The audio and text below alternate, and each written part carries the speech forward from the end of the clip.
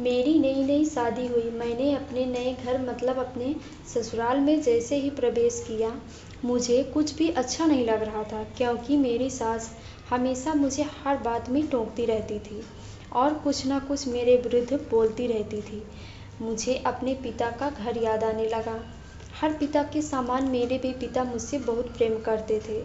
बचपन से जवानी तक पिता ने मेरी सारी ज़रूरतों को पूरा किया था और मुझे बहुत लाडों से पाला था। मैं नई नवेली दुल्हन अपनी सास के इस रूखे व्यवहार के कारण परेशान हो गई और कई बार मैं तो अपनी सास को खरी खोटी भी सुना देती थी, जिसके कारण घर में बड़ी असमंजस की परिस्थिति हो गई। मैं अपने पिता के घर लौट आई नहीं और रो रो कर यही आपके पास रहूंगी। यदि आप मना करेंगे तो मैं आत्महत्या कर लूंगी। मेरे पिता समझदार थे। पिता ने मुझको 2 दिन के बाद कहा, बेटी, यदि मैं तुमसे एक बात कहूँगा, क्या तू मेरी बात मानने को तैयार है? यदि तू इसके बाद भी कहेगी कि तू इस घर में मेरे साथ रहना चाहती है तो कोई बात नहीं। मैंने पिता से कहा, कहिए, लेकिन याद रखना, अंतिम बार होगा कि मैं उस घर में जाऊंगी।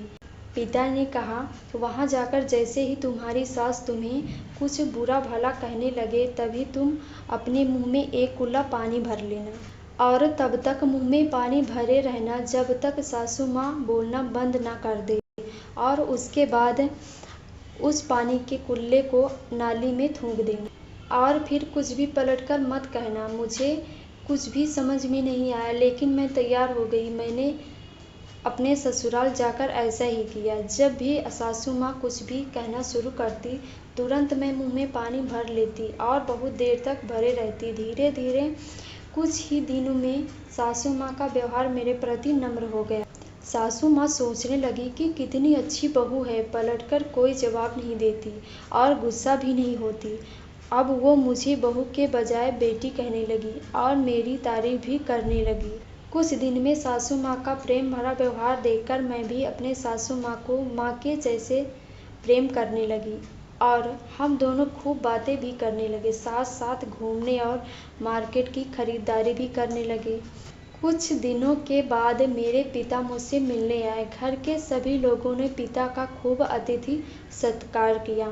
फिर जब पिता अपने घर वापस जाने लगे तब मुझसे कहा, बिटिया चलो, यदि तुम मेरे साथ चलना चाहती हो तो अपना सामान पैक कर लो, हम वापस चलेंगे। तब मैंने कहा, नहीं, अब यही मेरा घर है। मैं अपनी सासू माँ से बहुत प्रेम करती हूँ और अब मैं इन्हें किसी भी कीमत में अकेला नहीं छोड़ूंगी। यही मेरी माँ है। पिताजी मेरी इन बातों को सुनकर और सास बहू के अटूट प्रेम को देखकर बहुत खुश हुए और मुझे आशीष देकर खुशी खुशी घर लौट आए। कहानी की शिक्षा।